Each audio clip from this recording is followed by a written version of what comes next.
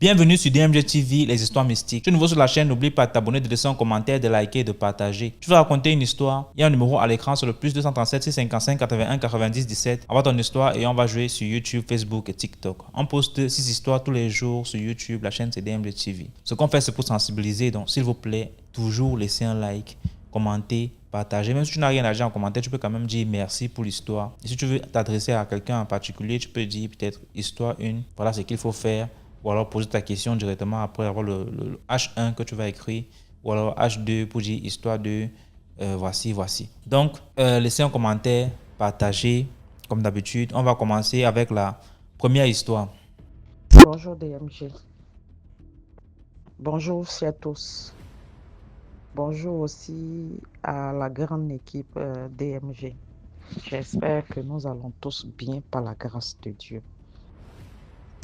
Je voudrais raconter une histoire que j'ai vécue en fin d'année 2024. Je vais raconter cette histoire-là pour faire éviter cette erreur à toute la famille DMG. La fois dernière, il y avait une dame, un monsieur qui racontait une histoire en disant que les gens peuvent se faire envoûter par les réseaux sociaux et dans les commentaires, il y a d'autres qui disaient que ce n'était pas possible. Chacun est libre de croire ce qu'il veut. Je vais droit au but, c'est-à-dire je vais maintenant raconter mon histoire. Excusez-moi. En fin d'année 2024, je suivais un kémite. Moi, je suis de la Côte d'Ivoire, mais ce monsieur-là, il n'est pas de la Côte d'Ivoire. Donc, de temps en temps, je le suivais parce qu'il racontait comment se purifier et donnait des petites astuces qui pouvaient aider soit la femme ou bien, en tout cas. Donc, c'est là que moi, j'ai commencé à le suivre. Je l'ai suivi. Je trouvais qu'il était bien jusqu'à ce que, en fin d'année 2024, il a donné une astuce pour les fins d'année. Un rituel à faire pour rentrer dans la nouvelle année avec beaucoup de bonnes choses. Et donc, naïve que je suis, j'ai suivi son astuce et effectivement, je l'ai pratiqué.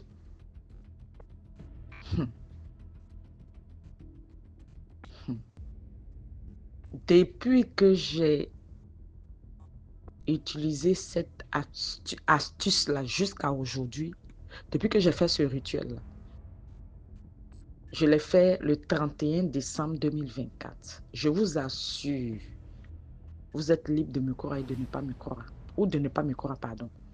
Depuis l'année 2000, le début de l'année 2025 jusqu'à aujourd'hui, je ne me suis pas encore retrouvée. Depuis que j'ai fait cette astuce, mon mari est parti sans que je ne puisse rien comprendre. Mes finances sont devenues désastreuses.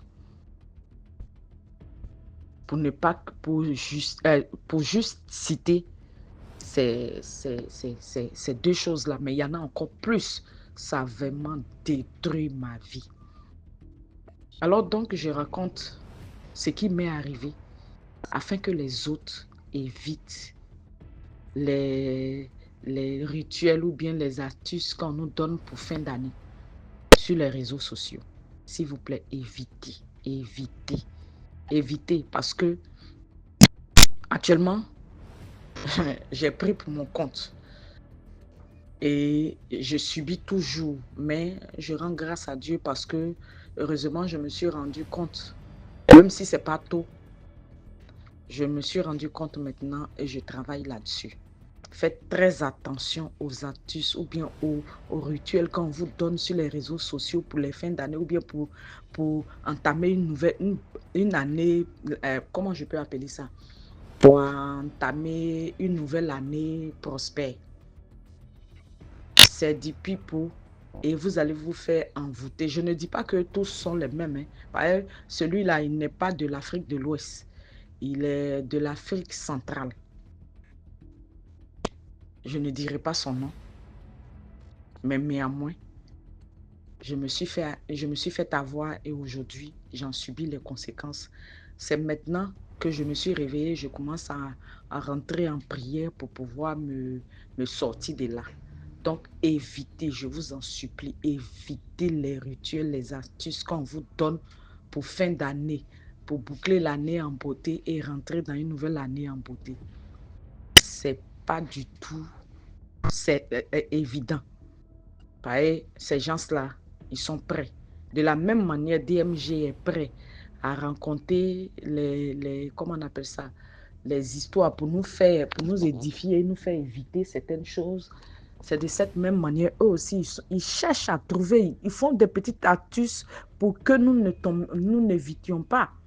Ils font de telle sorte que tu crois parce que s'il te dit non, il faut aller tuer ou bien il faut aller faire tant, tu vas dire que non, ça c'est de la sorcellerie ou bien c'est de l'envoûtement. Donc, ils ont des petites euh, astuces comme ça qu'ils prennent pour nous captiver et après ça, nous tombons dans le panneau complètement. Merci à tous. C'était ma petite histoire. Likez, partagez et commentez. Merci. Merci beaucoup pour l'histoire. Maintenant, on passe à la deuxième histoire.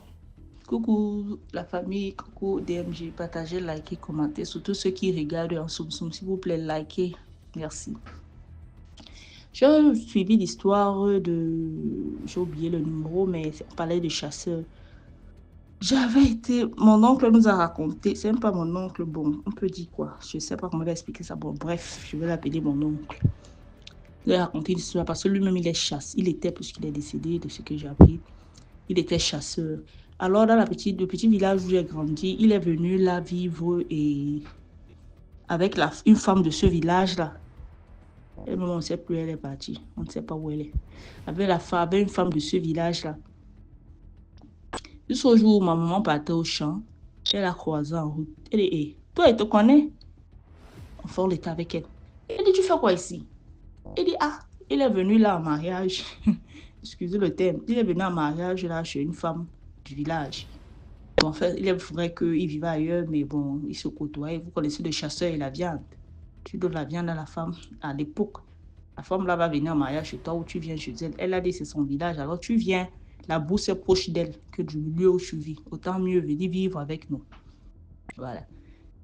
Elle me dit, ah, est-ce que vous voyez comme ça, c'est mon cousin? On dit, ah bon? Elle dit que oui, c'est mon cousin du village. On a grandi au village ensemble. Elle me dit que ok. Elle dit que non, moi j'habite comme ça, tu marches comme ça, là, juste à côté, voilà, voilà. Le soir, donc, quand il partait mettre ses pièges. Non, il rentrait, puisqu'il dormait, il partait en bourse la nuit. Voilà. Il rentrait, il dit que moi je suis en train de rentrer. Je suis allée laisser les pièges, enfin, j'étais allée chasser. Il avait un truc là, je ne sais pas quelle viande il avait dans le sac.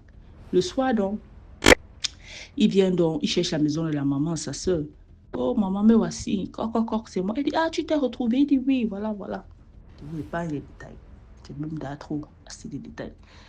Bref. Quand maman, donc, qui lui pose la question de savoir, mais quand toi, tu pars comme ça, là, vous les chasseurs, vous n'avez pas peur, vous. Il dit que, ah, c'est vrai que on rencontre des choses, mais bon, nous-mêmes, si on marche comme ça, un bon chasseur ne marche pas élan. Un bon chasseur, d'abord, s'apprête. On dit, ah bon, il dit que oui, je vous raconte l'histoire. J'ai un collègue là, il nous a donné la localité, j'ai oublié les villages du Cameroun. J'ai un collègue là, lui, on s'est connus aussi comme ça dans une autre ville où j'étais. Il nous racontait sa petite histoire, à peu près comme l'histoire que j'ai écoutée ici dans DMG. Il dit ceci. Il dit que le collègue est allé chasser. Il a pour habitude de chasser dans la nuit. Comme bon chasseur de l'époque. Il part donc dans la nuit. Il se met à chasser. Il est assis. D'abord, il prenait quelques fois, il prenait son petit café là. Ils avaient leurs petites choses là. Pour le petit café. Après, il suit des bruits. Il dit, oh, bah, la viande. Il se place, il prend ses choses, il se met en position. Quand il se met en position, voici, il a suivi le bruit. Il dit que c'est le bruit, ça, c'est la biche qui marche comme ça. Il se met donc en position. Il avait sa petite tante non, il se met en position pour dire que la première biche qui vient là, je la bats seulement.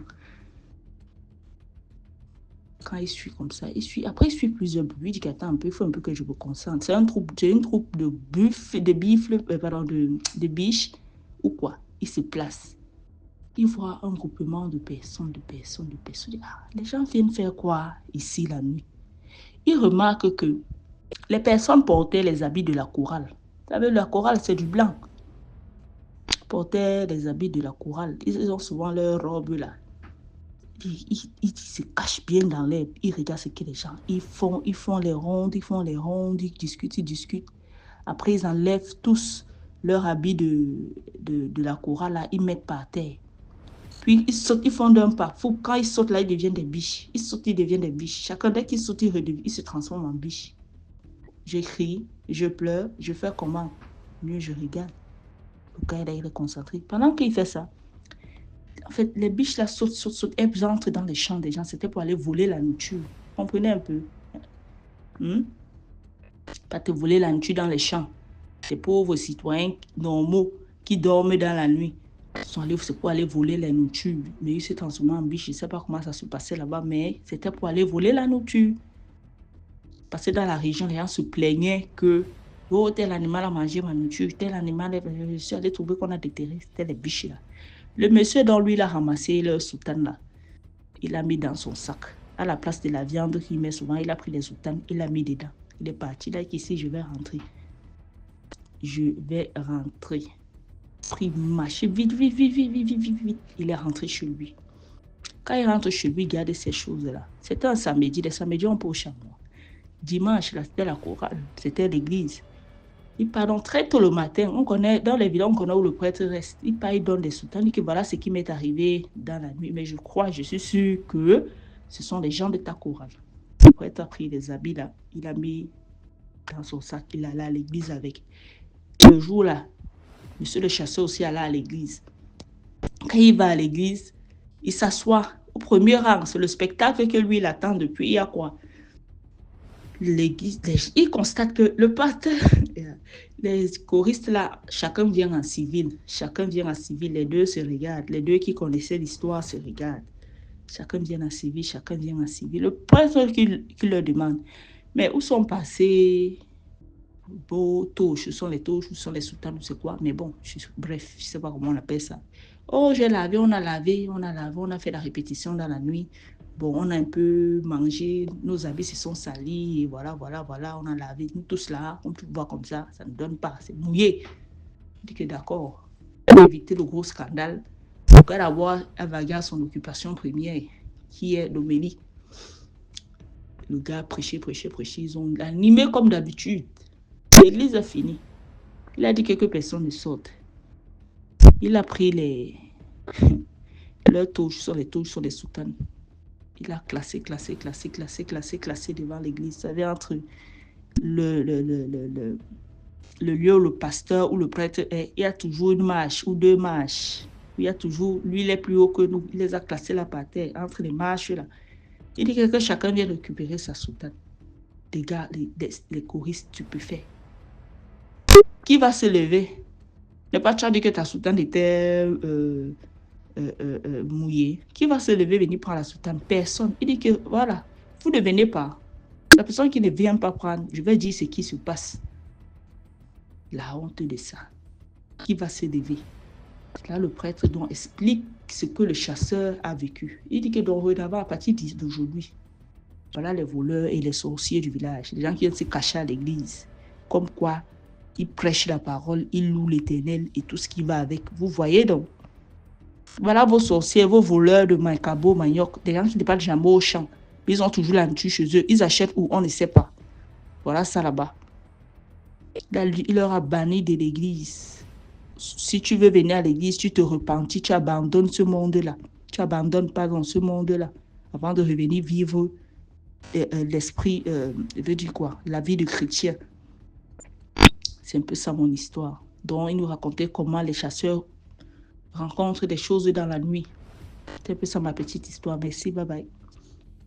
Merci beaucoup pour l'histoire. Maintenant, on passe à la troisième histoire. Bonsoir, les narrateurs de DMG. C'est toujours Madame Bibeke Jacqueline qui raconte les histoires de son quartier. DMG, cette histoire que je raconte, c'est mon histoire quand j'étais jeune. j'étais fiancée. Je viens de passer à cette histoire pour l'histoire que je viens d'écouter là à 1047 là. La première histoire qu'elle vient de raconter, la deuxième histoire qu'elle vient de raconter là. Je crois que c'est la première. J'avais mon fiancé et comme je le présentais à ma famille, bon, il y avait alors un de mes oncles, le cousin à ma mère qui était à Tico. J'ai dit à mon mari qu'on fasse un saut là-bas. J'ai un oncle qui est là-bas, il va aussi le saluer. Je vais aller le présenter. Arrivé là-bas, mon oncle là était aveugle. Il était tellement content que je suis venue lui présenter mon mari. Il a béni, il a dit qu'il ne sait pas ce qu'il peut nous donner, mais lui, il va donner quelque chose à mon mari. Il a pris ses mains, il a parlé, fait des trucs là, et lui dit, mon fils, rien ne pourra passer par toi par empoisonnement. Personne ne pourra passer le poison sur toi. Que ce soit n'importe quoi, même si c'est ouf, ça va se signaler. Moi, j'ai simplifié. J'ai même dit à mon mari qu'un aveugle, comment un aveugle peut pouvoir avoir ce pouvoir-là pour te donner des trucs. Ah, ça, c'est rien, pardon. J'ai simplifié, j'ai dit que c'est rien, il a fait sa part. Les vieux là sont toujours comme ça. Il a fait quoi là? J'ai simplifié. Nous voilà maintenant nos conventions, notre vie. On montait, on descendait fiancés. Moi, je fréquentais même encore, je partais à l'école, tout ça.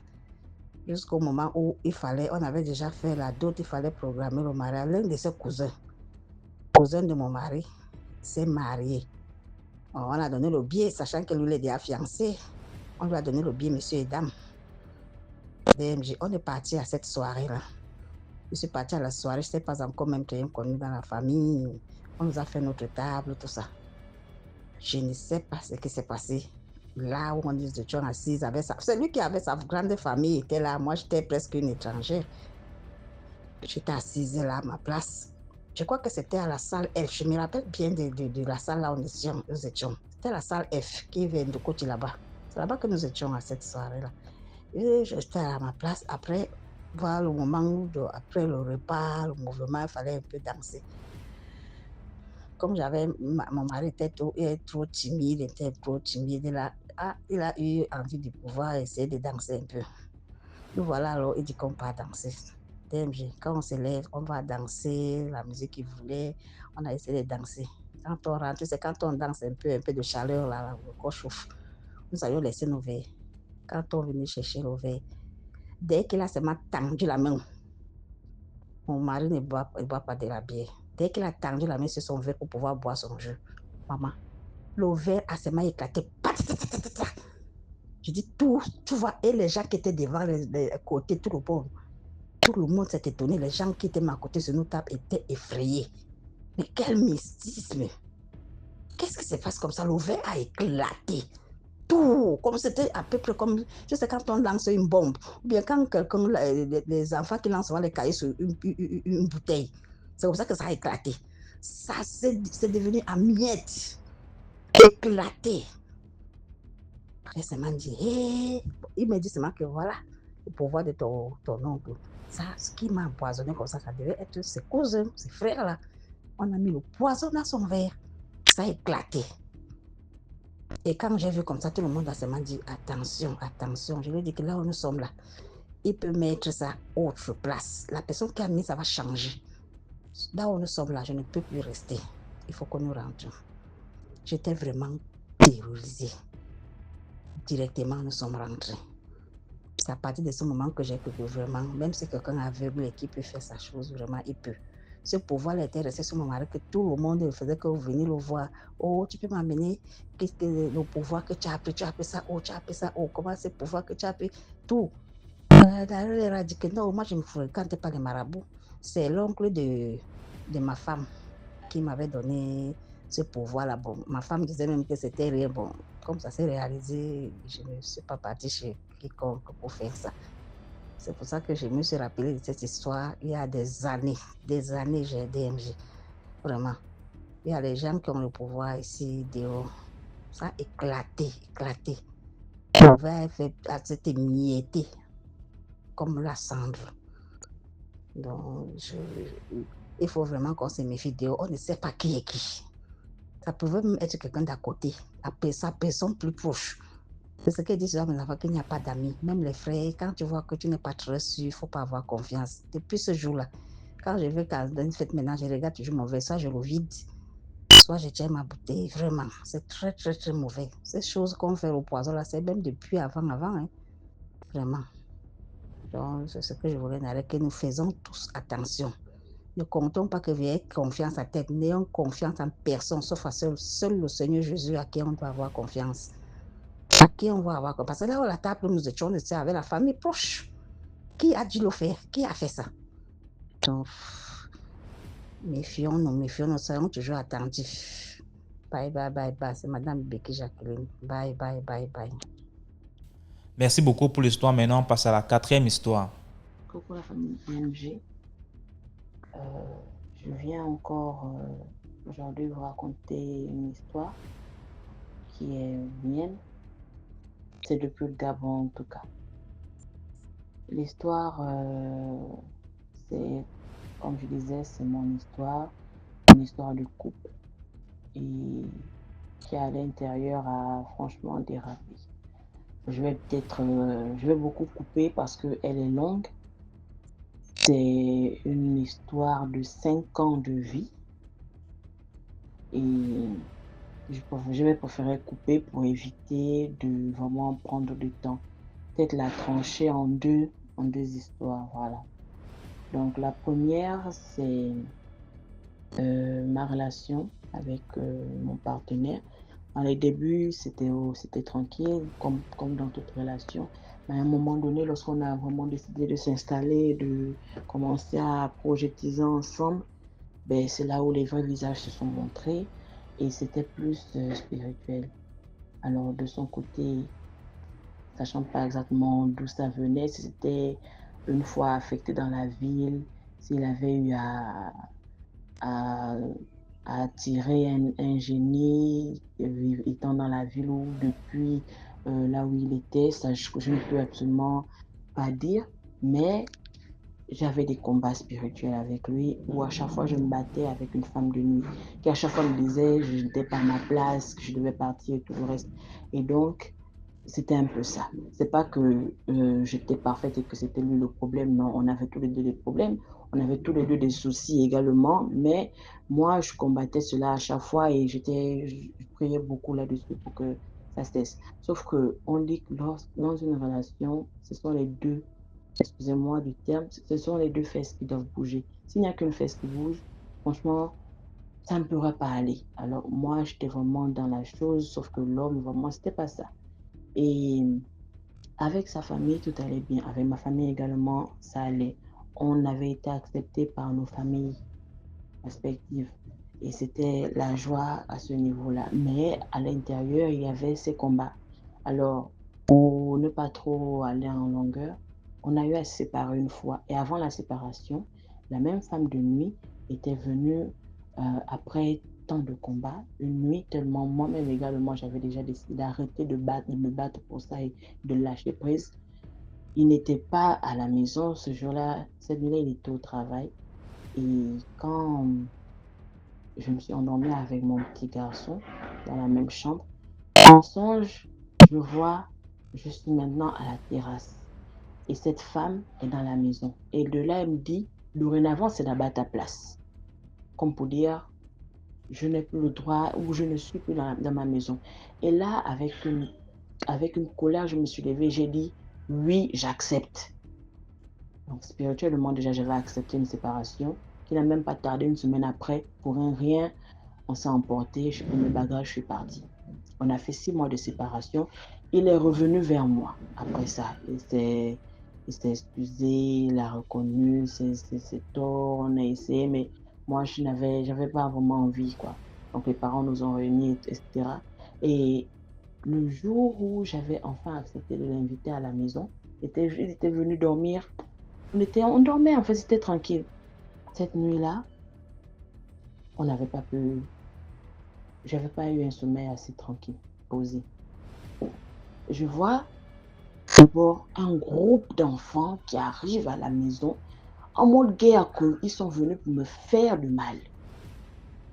Je ferme la porte, ça veut rentrer de force, je combats ça. Je me suis réveillée, je me suis assise, je l'ai regardé. J'ai dit, ah, qu'est-ce qui se passe? J'ai fait une prière, je me suis encore endormie. Petit matin, le hibou que je n'avais jamais entendu à côté de ma fenêtre a commencé. Je me suis encore assise, j'ai prié, ça s'est calmé, c'est passé. Alors il est rentré chez lui. La nuit qui a suivi, voilà, je reçois maintenant la visite, toujours en rêve, je reçois la visite d'une femme, de la même femme avec qui je me battais toujours. Et là, ce jour-là, j'avais décidé de dormir au salon, comme c'était un studio, salon, chambre, cuisine, tout à l'intérieur en tout cas. J'ai pris mon matelas, je l'ai mis au salon, vu que je voulais sur la télévision très tard. Et quand le sommeil m'a pris, je n'avais même pas fait 5 minutes, ben, je me suis retrouvée scotchée sur mon lit. Et là, en rêve, cette femme-là, elle rentre dans la maison, elle ouvre bien ma porte. Spirituellement, elle ouvre ma porte. Elle rentre dans la maison, elle me regarde, elle me toise.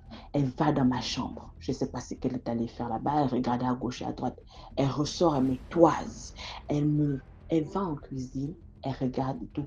Elle revient encore au salon, elle me toise. Elle n'avait pas dit un mot, non. Mais elle m'avait bloquée au point où même prier là, je ne pouvais pas. Et j'avais une peur. Tranquillement, elle est ressortie. Elle a bouclé la porte. Elle est partie. Là, je me suis détachée. J'ai juste crié Jésus. Je me suis assise, je tremblais. J'étais vraiment paniquée. J'ai prié. Quand il revient, le jour suivant, il vient et tout. Mais en fait, moi, je n'étais pas vraiment là. Je n'étais pas avec lui. Lui, il cherchait à vouloir réconcilier, à remettre les choses sur la table. Et moi, je ne voulais pas. J'avais du mal. Tant que vraiment, on ne s'était pas assis, je disais non. Donc là, la deuxième nuit encore, il est arrivé, il a dit non, je veux qu'on dorme et tout. Et là, il voulait même qu'on aille à autre chose. J'ai dit ça, je ne peux pas, je veux vraiment pas tant que tout le monde ne s'est pas mis d'accord. Et là, je suis rentrée dans le but du sujet et je lui ai demandé, est-ce que spirituellement, tu penses que toi, tu vas bien? Il me dit, comment ça? J'ai dit, ah, excuse-moi, mais depuis qu'on est ensemble, je n'arrête pas de te dire que je combats avec une entité. Je ne sais pas si c'est une personne qui sort seulement en vampire. Je ne sais pas si c'est un génie, parce que la province dans laquelle je suis, il y a assez de génies et assez de Mamiwata et ça colle à tout le monde. Et comme c'était quelqu'un, vraiment, c'était une star. La musique dans le véhicule, c'était ça. Donc, il attirait l'attention et il se faisait même des jaloux, franchement. Vous avez remarqué que je parle au passé parce que, oui, c'est bien la conjugaison qu'il faut. Donc, je me suis dit, soit peut-être que c'est ça, que soit tu es venu avec ça depuis la capitale, soit ça t'a attrapé ici parce que même au niveau des femmes dans la ville, mais toi, tu ne dors pas. Je remercie Dieu au moins que je suis là sans maladie. Parce que vraiment, c'est une star. Il me dit non, vraiment, je ne vois pas. Je dis, papa, depuis que tu es revenu là, les combats que je subissais dans la maison avec toi t'ont suivi jusqu'ici. Et depuis ton retour, j'ai même déjà reçu 2 visites. À lui de me dire non, c'est vrai ce que tu dis. Parfois, moi-même aussi, j'ai l'impression que. Mais il parle tout en gardant des choses pour lui, en ne disant absolument rien. Même pas peut-être me donner même des indices pour dire que bon, peut-être ça peut être à tel endroit, soit dans ma famille, soit dans la ville, comme je me disais, je me demandais. Donc, on a repris, les parents m'ont mis la pression. Quelques temps après, bon, je me suis dit, il n'y a pas de souci, on va reprendre. Mais ma condition aussi était que on devait quitter là où on louait avant que l'on se sépare, de quitter le quartier, de quitter la maison, parce que je ne la kiffais pas. Et là, il me dit, tu sais, avant de partir, tu as laissé, on était en train de construire. Et tant que la maison ne sera pas terminée, ben, mieux on reste là, on continue avec la construction ou aller chez nous. J'avais refusé. Mais les parents ont insisté, ils m'ont convaincu, j'ai accepté. Peu de temps après, nous nous sommes fiancés. Ça s'est bien passé. C'était même, c'était presque une coutume. C'était presque une coutume. Les petites choses qu'on avait demandé qu'il apporte de lui, il avait apporté bien plus. Il manquait seulement les principaux là, vraiment pour dire que là, ça y est, on est rentré dans une coutume. C'était super. Ça s'est bien passé. On a fait nos 2, 3 mois, 4 mois trop de bonheur, puis on a rechuté parce que côté spirituel, monsieur refusait de faire un travail avec moi, monsieur refusait de m'écouter, monsieur refusait de me comprendre, monsieur refusait de reconnaître qu'il avait un souci et qu'il fallait qu'on gère ça. Donc, on est resté dans ça. 2024, fin 2024, j'ai un bonheur total. J'ai 2 joies qui me sautent dessus. Déjà, la promotion au travail et on m'annonce que je suis enceinte.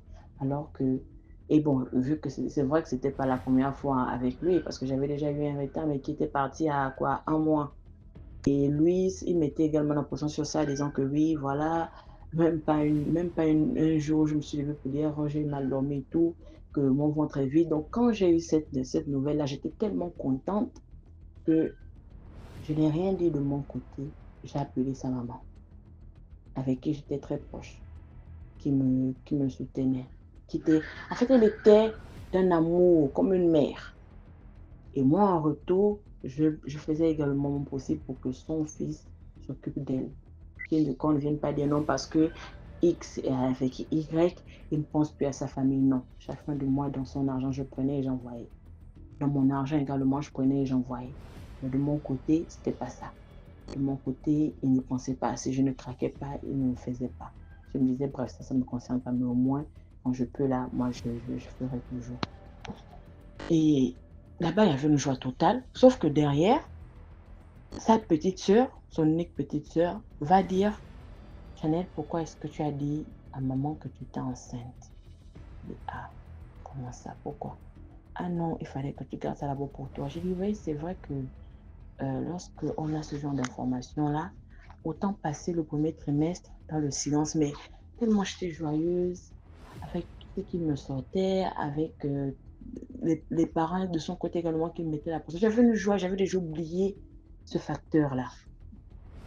C'est passé 1 mois, mais dans les problèmes, j'avais toujours des douleurs, des malaises, je ne me sentais pas bien.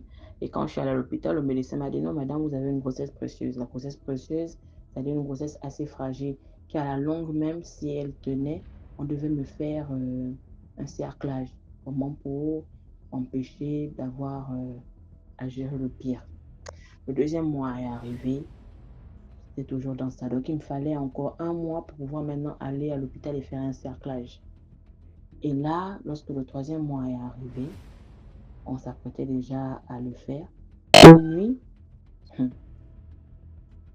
déjà, comme je disais au départ, là où on était, le quartier n'était pas approprié. C'était vraiment un quartier compliqué avec la sorcellerie. Même la bailleresse, elle était dans ça.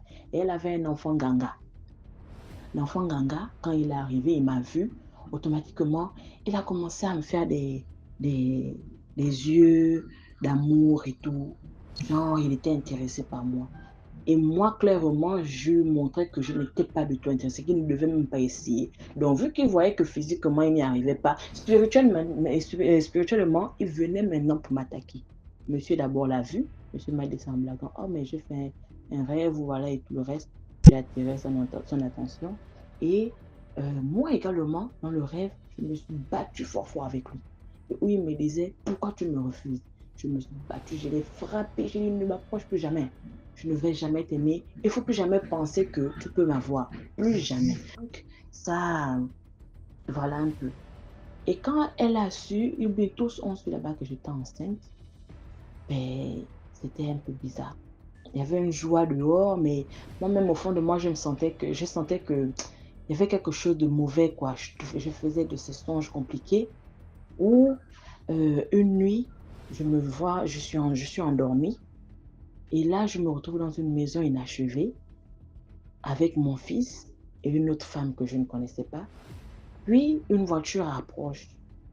Et la femme qui était avec nous dit, mettez-vous à genoux, elle arrive. Donc, on se met à genoux, mais je prends mon fils, je le mets derrière moi. Et là, on voit une petite fille qui rentre. Cette fille-là, déjà, c'est pas la première fois que je la voyais. Avec les cheveux renversés, vous voyez un peu comme dans les films d'horreur où les fantômes là et tout, le visage et la tête, les cheveux sont devant le visage, on ne peut pas voir le visage. Alors, elle prend quelque chose, et elle met dans la bouche de la femme mange et avale. Et moi, quand elle vient me faire ça, je fais comme si je prenais, après j'ai craché. Et là, elle se retourne avec un ton vraiment, elle me dit: «Pourquoi tu ne manges pas?» Je je dis: «Beh, je veux pas». Et là, du coup, mon fils a disparu, la dame également a disparu. Donc elle et moi, on enchaîne une bagarre pas possible. On se bat à l'intérieur.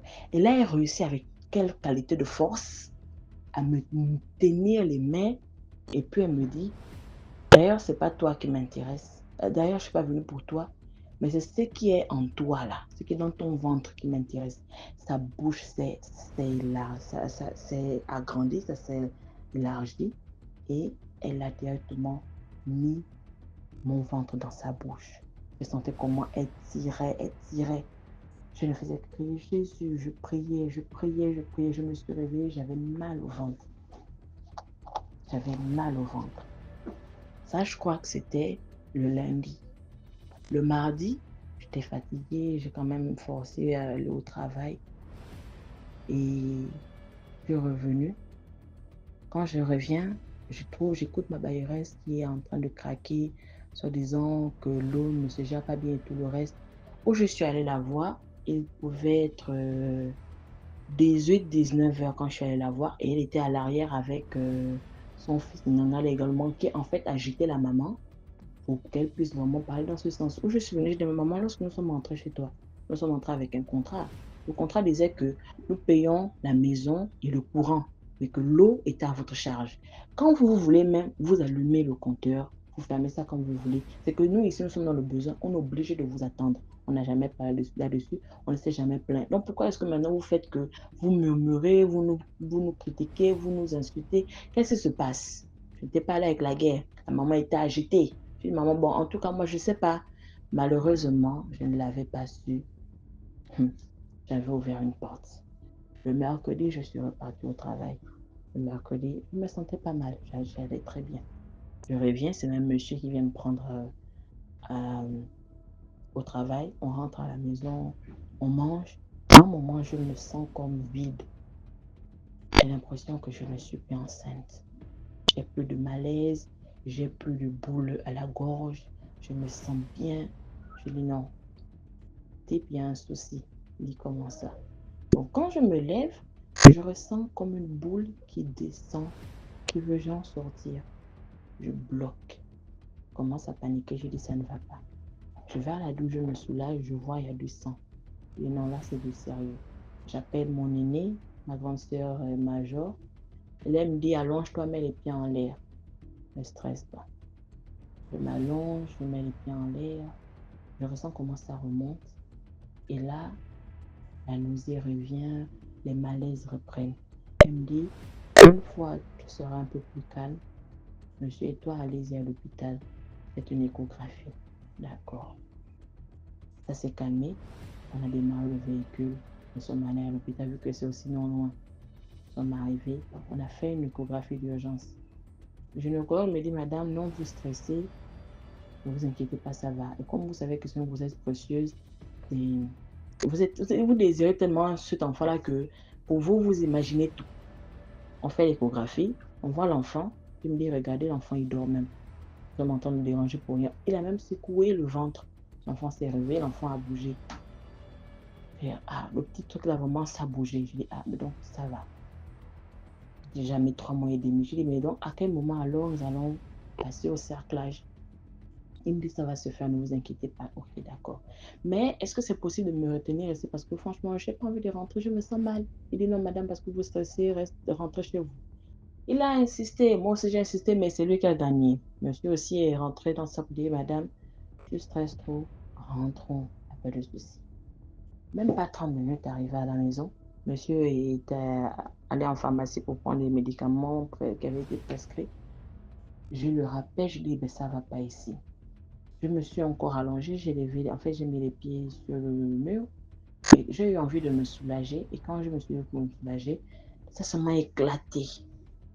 Le sol s'est peint en rouge et une boule aussi est sortie, boule de sang en fait. Mais c'était pas l'enfant. Je l'appelle, je dis, ben, ça ne va pas. J'appelle également mon gynéco pour dire que vous m'avez dit. Moi, je vous ai dit, vous m'avez dit. Voici maintenant ce que j'ai comme souci ici. On est allé à l'hôpital, le médecin est arrivé tard, nous sommes arrivés à l'hôpital, nous sommes repartis, il était 19 heures. Mais on m'a mis le premier traitement à 21 heures pour calmer les contractions que j'avais. Je suis restée allongée, monsieur est venu avec sa soeur et tout, ça taquinait. Puis il est parti, il m'a laissé vu que j'étais dans une chambre VIP et que, bon, pour moi, il disait, il y a des gens et tout, on va te garder, ça va. Et puis il refuse, bah, à l'hôpital, on refuse ces histoires-là, non, pas de gardien, c'est eux-mêmes qui s'occupent des gens. Alors, je me suis quand même endormie, mais je me réveille à cause des douleurs. Et là, je regarde, il est 3 heures. Ma perfusion également est déjà terminée depuis 23 heures. Donc, de 23 heures à 3 heures, j'étais là, vraiment, j'avais mal, je me tordais de douleur. J'étais obligée de me lever, aller en salle de repos d'infirmière pour dire que ben, ici, là, ça ne va pas, vous ne venez même pas vérifier, etc. J'ai des soucis. Donc, elles m'ont mis la deuxième perfusion également, mais c'était toujours avec des complications. Ça, c'est quand même un moment. Les parents sont arrivés le matin, les gens sont venus. J'ai discuté avec mon frère, je me rappelle. Il était 7 heures quand il m'a appelé. Ah, j'ai appris ce qui ne va pas et tout. On parlait, il a même prié, ça s'est lâché. Mais quand j'ai raccroché, même pas 2 minutes, j'ai entendu un craquement au niveau du bassin, comme si quelque chose se détachait de moi. Et après, j'ai eu envie de me soulager. Donc, quand je me lève pour aller pisser, j'ai enlevé mon sous-vêtement. Et là, quand je cherche à m'asseoir, je ressens seulement quelque chose qui sort. Je regarde, je vois, c'est un enfant qui rentre dans les toilettes. Et le deuxième se colle sur les bords de toilette là, avec un petit truc aussi à coller à lui. Là, je perds connaissance. On va enterrer. Malheureusement, on n'enterre qu'un enfant parce que quand j'ai perdu connaissance, je n'ai même pas eu la force de dire aux infirmières qu'il y avait un enfant à l'intérieur, un enfant que moi-même j'ai bien vu, mais que j'ai pris quand j'ai stressé, je l'ai relâché, il est retombé dans les toilettes. Donc, elle a tiré la chasse. On a enterré l'enfant et c'est quand ma mère va avec mon père pour enterrer l'enfant, ils voient derrière eux un serpent avec beaucoup de couleurs et un trait tout blanc au niveau du dos. Je dit, mais attends, ça c'est un signe. L'enfant ne nous a pas dit. Donc, voilà. Et là, c'est le mercredi que ça arrive. Mardi, je me suis chamaillée avec ma bailleresse et son fils. Mercredi, j'ai cette douleur-là qui m'emmène à l'hôpital. Et jeudi matin, je perds ma grossesse. Ils ont enterré. C'est quand ils enterrent qu'ils voient que le petit truc qui était à côté, c'était un enfant qui n'était pas assez formé comme les deux autres. Donc, en fait, j'avais des triplés et le serpent qui est venu, c'était le signe pour dire que ben, nous sommes là. Ils ont tué le serpent, je crois. Donc, ça, c'est la première partie de mon histoire. Après ça, il y a eu... ça s'est enchaîné. J'ai été frappée d'un fusil nocturne. En fait, les attaques étaient là, vraiment. Lui et moi, on a encore rechuté dans les problèmes. On a encore repris dans les disputes. J'ai encore repris avec les bagarres spirituelles et tout le reste. Et il est arrivé un moment où je suis allée me faire initier. Et quand je suis allée me faire initier, en temps normal, c'était d'abord pour me reconnecter avec mes ancêtres, pour chercher ce qui s'est passé avec moi-même, avec mon ventre, ma propre vie, et pour savoir s'il y avait une solution par rapport à tout ce que j'avais comme combat dans ma relation. Ça, c'est la première partie. Merci beaucoup pour l'histoire. Maintenant, on passe à la cinquième histoire. Bonsoir encore DMG, je viens raconter encore une autre histoire. Alors, cette histoire s'est passée dans mon enfance. J'étais en classe de C1, voilà. J'étais en classe de C1 et j'avais ma soeur aussi dans la même classe que moi. Et à côté de notre école, il y avait un vieux cimetière abandonné. Vous voyez, les vieux cimetières abandonnés. Les gens n'allaient pas. C'est même pas qu'ils débroussaient parfois là-bas. C'était un vieux cimetière vraiment sinistre et bizarre. Un peu plus loin de l'école. Bon, pas vraiment, mais c'était proche de l'école. On pouvait voir de notre école les tombes et tout ça là. Et il y avait un terrain, on appelle ça un terrain de foot abandonné là-bas. Il y avait un terrain de foot, des jeux de sport, quoi, en fait, abandonné. Les gens n'allaient pas faire le sport là-bas. Même nous, à l'école primaire, on n'allait pas faire le sport là-bas. On faisait ça sur le terre-plein de l'école. Et un jour, nous étions en classe, après la récréation de... Non, après la pause, parce que on faisait matin et soir à ce temps-là. Et on devait reprendre les cours vers 14 h, je crois, 14 h, 15 h. Et nous étions midi, voilà, en pause déjà. Et c'est comme ça que les autres, les autres condisciples, ma sœur et les autres, ont dit, on va aller un peu au cimetière là, on va aller un peu voir un peu les tombes, on va aller un peu lire les noms, on va aller voir un peu les visages, on va voir si les tombes sont cassées et tout, et tout, et tout, et tout. Moi, comme j'étais peureuse là quand j'étais petite là, j'ai dit, ah, vous allez aller voir les tombes là, pourquoi n'allez pas? Et oh non, on va partir. Je dis, moi, je ne pars pas. Allez-y vous-même. DMG. Ils sont partis, il était midi. Le cimetière n'avait pas, on va dire comment, c'était pas des hautes herbes qu'on peut dire que si tu rentres là, bien des grands arbres. Non, il n'y avait pas vraiment des arbres là-bas, il n'y avait pas de hautes herbes et tout ça. Mais c'était un vieux cimetière abandonné, mais les gens, il y avait des gens qui déboussaient, mais on voyait souvent que de temps à autre c'est propre, mais on ne savait pas qui allait nettoyer. C'est comme ça qu'ils se sont aventurés pour partir là où il y a des tombes. Ils sont partis d'MG.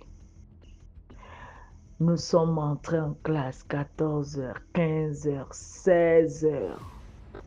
Je suis là, j'ai peur. Parle! Je suis là, j'ai peur. Je ne fais que regarder à la fenêtre de la classe pour voir s'ils vont arriver. Ils étaient peut-être une affaire de 6 ou 7. Pour ceux qui vont se souvenir, peut-être ils vont entendre cette histoire-là, ils vont peut-être confirmer. Ils étaient peut-être au nombre de 6 ou 7 comme ça. Rien que des condisciples, on était en classe de C1. Donc, on avait au plus, nos âges là, c'était de 9 ans à 12 ans. Ils ont décidé de partir, ils sont rentrés. Moi, j'ai dit, je ne pars pas. Ils sont partis. C'est comme ça que je suis maintenant là en classe en train de regarder. 16 h, 17 h, bientôt la fin. On est déjà là, on s'approche, bientôt on va sonner la fin de la classe.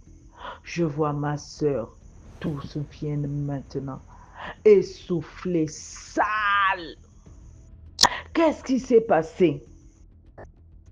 Il pleurait, il tremblait. On ne va plus aller là-bas, on ne va plus. Qu'est-ce qui s'est passé? Je dis maintenant, je demande à ma soeur, qu'est-ce qui s'est passé? Pourquoi vous avez duré? Moi, je pensais même que vous êtes mort. Je voulais déjà aller dire ça au directeur, à la maîtresse. Pourquoi vous êtes parti là-bas? On a cherché la route. Là où nous sommes rentrés, c'est puis là où nous sommes sortis. Ils sont partis sortir maintenant vers le boulevard. On ne sait pas comment ils ont fait pour aller sortir vers le boulevard, le cimetière là et vers le bord de mer, un ancien cimetière parce que c'est l'école primaire. Comment ils sont allés sortir vers le boulevard, ils sont venus essoufflés. Juste prends les stars. Qu'est-ce qui s'est passé? C'est comme ça que les maîtresses et directeurs les ont appelés. Ils ont commencé à raconter que quand ils sont arrivés au cimetière, là, ils ont commencé à lire les noms. Il y avait les gens qui étaient morts depuis les 1900 combien, 48, les 1900 combien.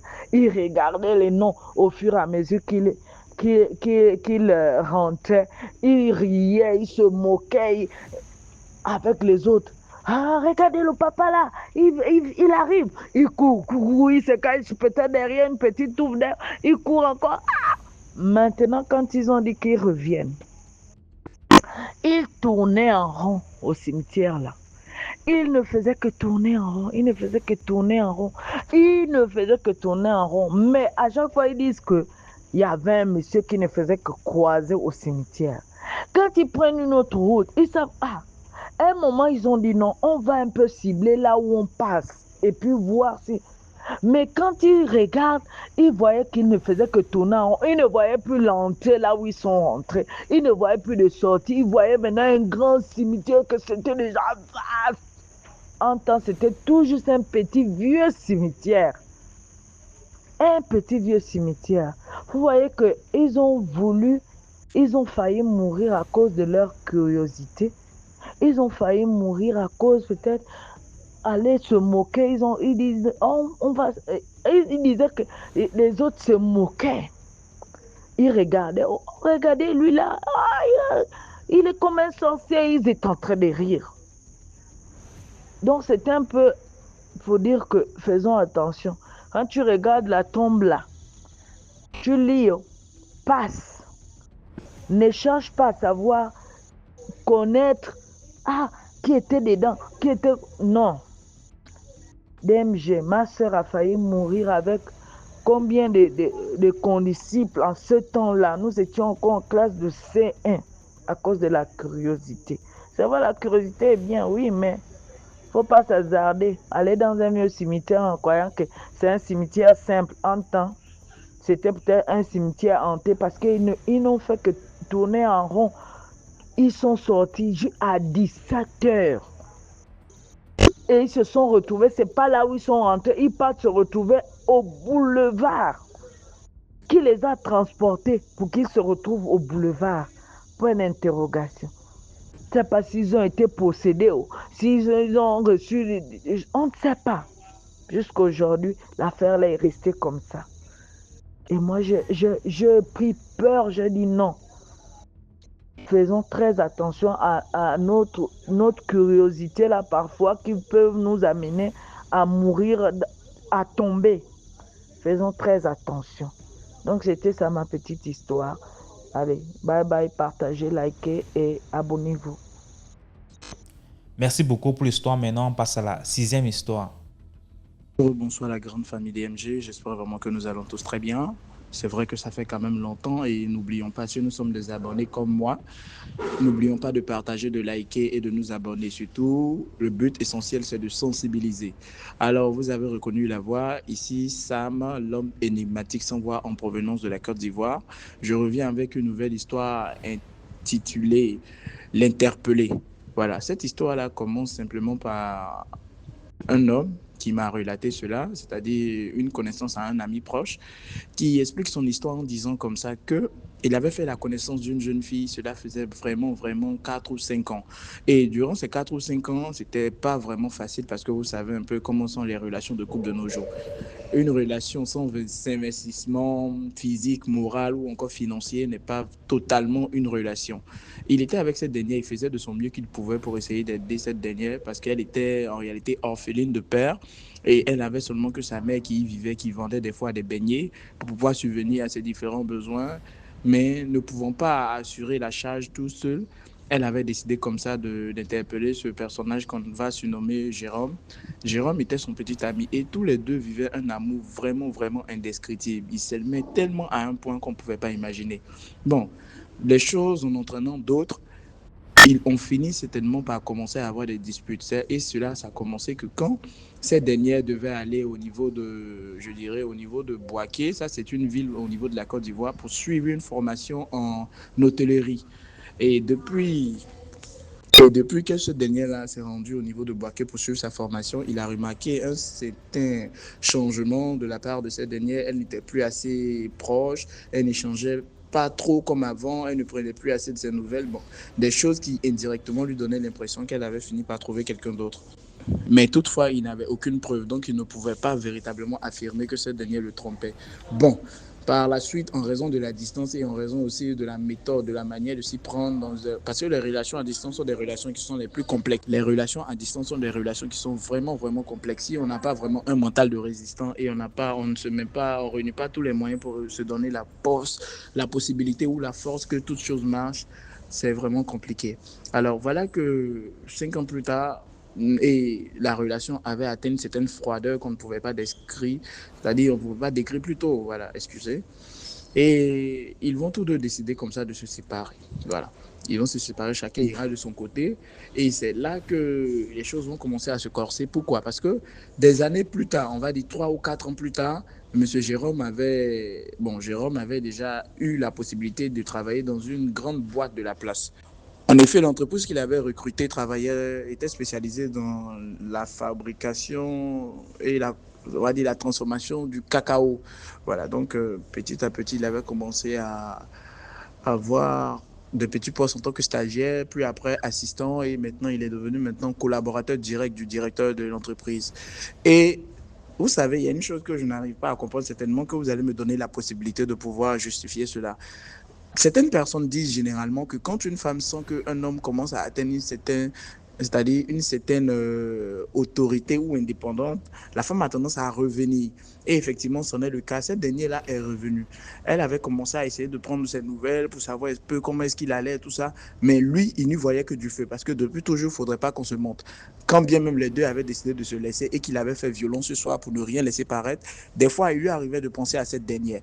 Mais voilà qu'un soir, après avoir établi le contact avec cette fille-là, il va faire un rêve dans lequel il se verra cocufié par cette dernière. C'est-à-dire quoi, ils seront tous les deux dans un bar, ils vont boire, échanger, et cette dernière va demander à rentrer à la maison, il va lui commander un taxi, et des minutes qui vont suivre, il va retrouver cette dernière dans le même maquis en compagnie d'une autre personne. Un peu comme si elle avait dupé en fait. Elle était assise sur les jambes de ce dernier-là, dans le rêve. Et il va se réveiller subitement, il ne va pas comprendre réellement à quoi rime ce rêve. Donc il ne va pas y accorder trop d'importance. Il ne va pas accorder trop d'importance. Et ce fut un soir qu'elle décidera de venir. Elle va décider de venir sur Abidjan parce que les deux étaient dans 2 localités différentes. Et quand elle viendra, la première des choses qu'elle décidera de faire, c'est de lui proposer plutôt à partager un petit pot. Tous les deux iront s'asseoir dans un maquis de la place. Et ils commenceront à partager vraiment la boisson, ils boiront autant, ils vont boire. Et en fait, Jérôme va boire tellement qu'il aura la vessie pleine. Mais ce fut au moment où cette dernière va lui demander est-ce que tous les deux ils partent à l'hôtel en fait, histoire de se rappeler un peu du bon vieux temps. Bon, généralement, nous connaissons tous les hommes. Hein. On ne peut pas avoir une possibilité, une opportunité de cette envergure et puis décider de faire volte-face. Donc, il va décider comme ça, d'accord, il n'y a pas de problème, on peut y aller. Et tous les deux vont se mettre en route pour y aller. Et elle avait déjà tout préparé apparemment. L'hôtel, la chambre, tout ça. Il n'avait pas trouvé cela bizarre. Et quand ils iront tous les deux à l'hôtel, elle va commencer à la guicher, c'est-à-dire commencer à comme je dirais là, commencer à le mettre dans un état pour lui donner envie, toutes ces choses-là. Et elle va tellement commencer à la guicher que lui-même, il aura vraiment envie de passer à l'acte immédiatement. Mais soudainement, il est pris d'envie d'aller uriner. En rentrant dans les toilettes, pendant qu'il est en train d'uriner, il sent quelque chose derrière le rideau. Il sentira quelque chose derrière le rideau de l'hôtel, la partie précisément où on prend le bain. Et c'est là que soudain, une main va sortir du rideau brusquement et essayer de le saisir par le cou. Il va essayer de se débattre et toutes ces informations. Mais malheureusement, quand bien même ce dernier aura une force vraiment indescriptible, il sera en train de lutter. Et là, son dernier recours, ça sera de crier le feu de Jésus à maintes reprises. Et c'est là que, contre toute attente, il va voir une forme indescriptible, une femme très, très, très âgée, tout nue. Elle avait, je vous épargne les détails, la famille DMG, elle avait les seins à l'air, tout ça. Et puis elle avait des coris, de nombreux coris en forme de collier, autour du cou et autour des poignets, et aussi autour de ses chevilles. Elle voulait par tous les voies et moyens lui saisir. En réalité, ce que ce dernier-là ne savait pas, il devrait être utilisé pour un rituel. De sorte à ce que, en le tuant et en recueillant son sang, son ex-petite amie devienne un peu une personne vraiment redoutable et riche, tout ça. Donc, la famille DMG, la moralité de l'histoire, permettez-moi que je puisse m'arrêter là, la moralité de l'histoire personnellement, c'est que rien ne se passe dans notre vie par hasard. Et quand nous décidons vraiment de mettre un terme à une relation, cela ne justifie pas que nous devons, par tous les voies et moyens, mettre un terme à toutes les liaisons ou les relations qui se passent. Nous devons vraiment faire l'effort d'être vigilants et de rester sur nos gardes. Encore, n'oublions pas de partager, de liker, de nous abonner. Surtout, on n'oublie pas. Prudence, prudence, prudence. Merci beaucoup pour l'histoire. Voilà, c'était tout pour aujourd'hui. J'espère que tu as aimé la vidéo d'aujourd'hui. Sinon, laisse un commentaire, like, partage. Si tu n'es pas encore abonné, abonne-toi. On se prend demain 12h pour une nouvelle vidéo. Ciao.